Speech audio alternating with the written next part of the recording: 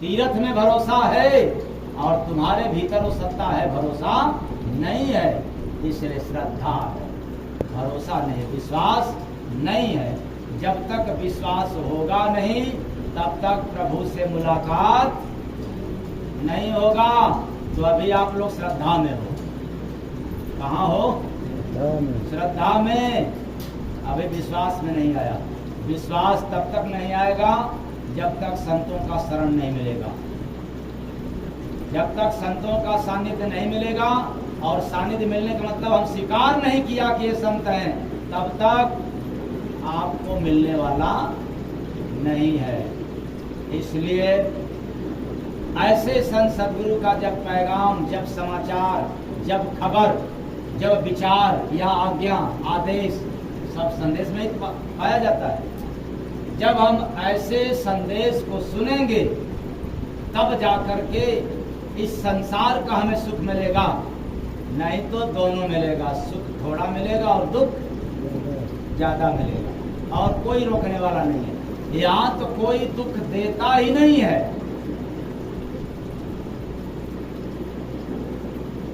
आप लोग कहोगे बड़ा उल्टी बात, और आजकल मैं उल्टा ही बात ज्यादा सुना रहा हूँ सीधा करने के लिए, क्योंकि आप सब टेढ़े हो।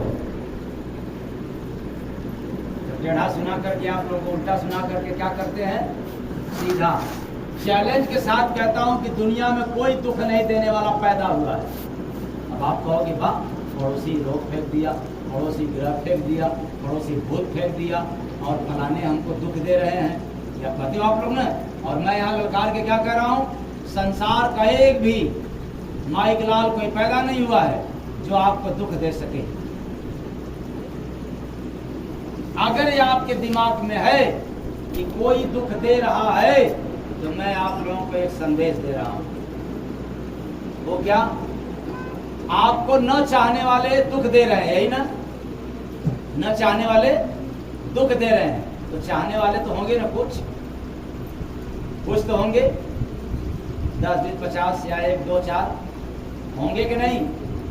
अच्छा, आप लोगों के पास मुंडी के पास ताकत नहीं है, हाँ या ना? नहीं, आप लोग बताएं। आप लोगों को चाहने वाले तो 10-5 होंगे ना? चाहने वाले, न चाहने वाले ज्यादा हो सकते हैं, इसलिए दुख दे रहे हैं। तो चाहने वाले तो है ना 10-5, तो जो चाहने वाले उनसे सुख मांग लो ना। भैया आप मुझे चाहते हो, हमें क्या दे दो? सुख दे दो। पैसा मत देना, भीख मांग रहा हूँ। अन्न भी मत देना, लेकिन हमें क्या दे देना? दे देगा क्या कोई? तो कैसे दे देगा? अरे चाहने वाला भी इंसान और न चाहने वाला भी इंसान। न चाहने वाले से तुम स्वीकार कर गया कि दुख मिल रहा है, और चाहने वाले से सुख मांग करके देख लो। अगर सुख इंसान दे सकता है तो तुम्हें दुख भी दे सकता है। इसलिए मैं ललकार के कहता हूँ, न यहाँ कोई सुख देता है, न यहाँ कोई दुख देता है। फिर मिलता कैसे? अपने किए गए कर्मों का क्या मिलता है? फल मिलता है। तो कहोगे हम तो कोई गलत काम किया ही नहीं। जब मैं आपसे बता रहा हूँ, जब आप पैदा हुए थे तो कितनी बार अपनी माँ को दुख दिया था? ठंडी के समय में सूखा बिस्तर को भी गीला कर दिया था। तो माँ क्या की? आपको गीले जगह सुलाई कि सूखे जगह पर? सूखे जगह। और अपने कहाँ सोई? गीले। इसलिए अगर गीले जगह पर सुख मिलता तो आपको हटाती क्या? हाँ?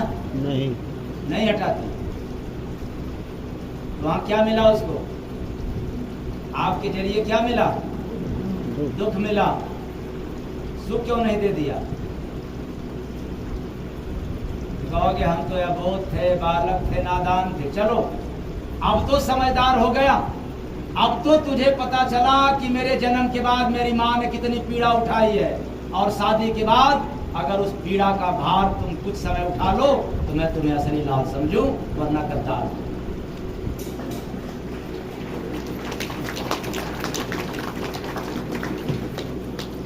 कोई है क्या ऐसा माई का लाल पैदा हुआ? उठा सकता है क्या? नहीं उठा सकता। खटिया खड़ी, बिस्तरा बोल। लेकिन माताएं घमंड मत करो, बहुत गड़बड़ हो आप लोग। पुत्र मोह में अपने पति तक भी त्याग देती हो पुत्र के आगे। अगर पुत्र नादानी करे, बाप डांटे, तो फिर दीवार की तरह खड़ी हो जाती। जाने दो संश्री के पापा, अभी तो ये बेटा है, करने दो गलती, अभी मत डांटो, लड़का है अभी नादान है। तो खैर बात घर चली जाएगी। मेरा कथन है कि यहाँ न कोई दुख देता है न कोई सुख देता है। हमने स्वीकार कर गया फलाने से दुख और फलाने से सुख, और उसी तरह से अगर स्वीकार कर जाओ कि यहाँ न कोई दुख देने वाला है न सुख, ये तो हमारे किए गए कर्मों का फल है। तो कोई माई का लाल न आपको सुख में न आपको दुख में विचलित नहीं कर सकता।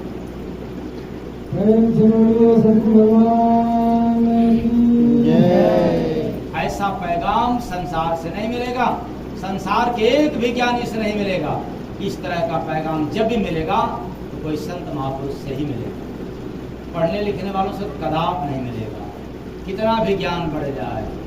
इसलिए सुना करो संदेश गुरु का, तभी यहाँ सुख पाएगा। भूल गया तो जय गुरु बंद, दुख में रोता जाएगा। भूल गया तो जय गुरु बंद, दुख में रोता जाएगा। भूल गया तो जय गुरु बंद। गुरु बिन कोई नहीं यहाँ अपना। इस संसार में एक भी व्यक्ति अपना नहीं, गुरु बिन। सारी दुनिया पर नजर डाल करके देखा, यहाँ अपना कौन? कोई नहीं। अपना तो वही है जो यहाँ भी साथ दे और मौत के बाद भी साथ दे। देखने में आता है कि मौत क्या, अरे यहाँ कोई दुख में साथ नहीं दे सकता, भला मौत पर क्या साथ। इसलिए यहाँ कोई अपना नहीं है। दुनिया पे नजर डाल करके देखा और इस समझ में आया कि गुरु बिना यहाँ कोई नहीं। तो जब दुख में कोई सहायता नहीं कर सकता, तो बताओ मौत के बाद कोई सहायता कर सकता है? नहीं। तो हमारा अगर कोई है अपना इस संसार में, कौन? गुरु। गुरु। गुरु। इसलिए हम लोग इस राज को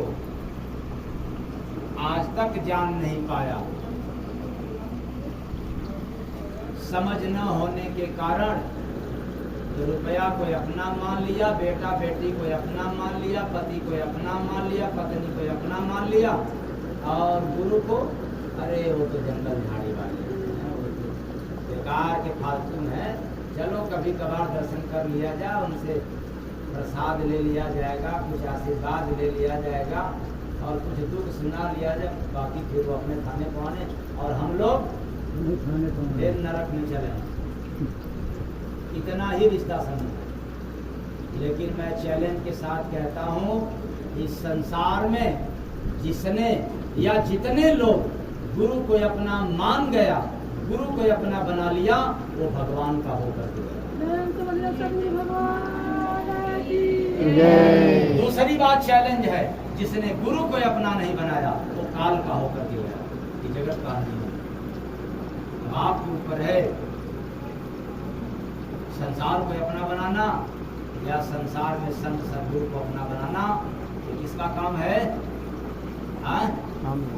किसका काम है? तो सुना करो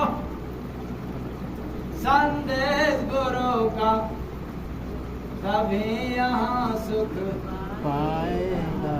भूल गया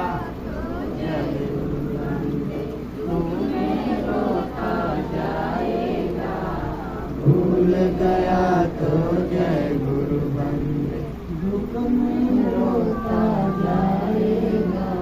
इसलिए याद रखना, जगत में प्रमाण मिलता है कि माता का ऋण यानी माँ का ऋण से कोई उद्धार होता नहीं।